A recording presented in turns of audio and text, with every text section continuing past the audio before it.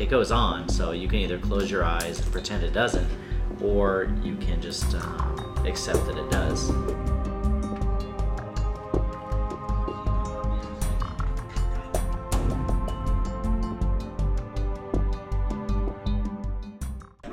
Once an underground activity, underage drinking has increased in consistency and its openness. A study in 2011 showed that 22% of high school students had binge drank within a 30-day period. With only rare occasions to drink, underage drinkers drink as much alcohol as they can within the small window. Underage drinking has become such a common event, though, that beer pong has become a favorite event among many students. Some have even been doing it since their early teens. How long have you been drinking? Me? No, probably like 4 years or some shit. There are students that have found drinking as a fun and easy way to relax. Although drinking is not all fun and games when you're caught. We had our correspondent Stephen walk through the detainment process for those caught drinking underage. Unlike with those of legal drinking age, anyone under the age of 21 blowing even a .01 can be arrested. Good, thank you.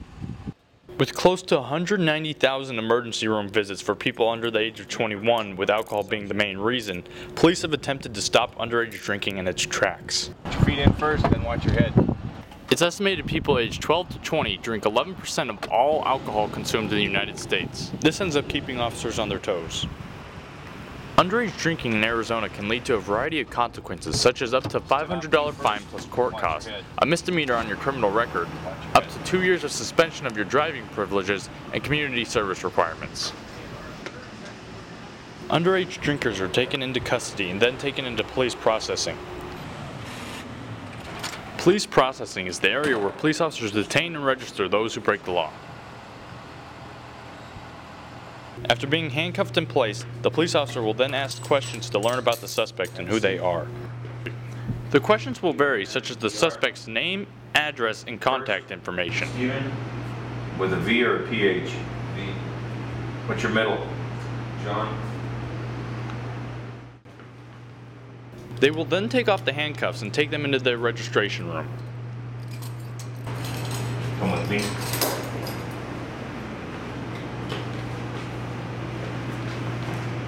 Stand here. An officer will take their thumb and press it into a sensor to see if they've been arrested before. If not, they will then take a digital scan of each of their fingers to put into the police registry. In order to put a face to the fingerprints, police then take a picture of their face to add to the registry. If the underage drinker is legally an adult, police will hold them until they're sober and let them go. If the drinker is a minor, the police call their parents and release them into their custody. After being released, the offender will have to go to court on a later date. Although underage drinking does not always lead to arrest, even the commonly unthought of group have taken part in the taboo event. Teachers such as Christina Kauth and Jonathan Smedeke are not alone, having participated in underage drinking in the past. I did drink in high school.